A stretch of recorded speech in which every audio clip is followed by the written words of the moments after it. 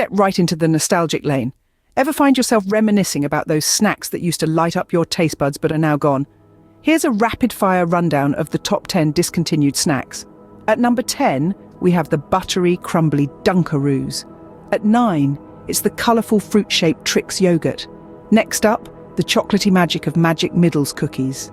7 brings us the tangy, fizzy glory of Orbit's drinks. At 6 is the crunchy, cheesy 3D Doritos. Halfway through, at 5, we have the spicy, crispy, fiery habanero Doritos. At 4, it's the creamy, dreamy, squeeze-it fruit drinks. Top 3 time! At 3, the unforgettable sweet tart and tinies.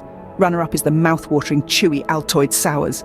And drumroll, please, for our number 1, the iconic, the legendary Butterfinger BBs. Ah, the memories. Here's to the snacks that left our shelves, but never our hearts.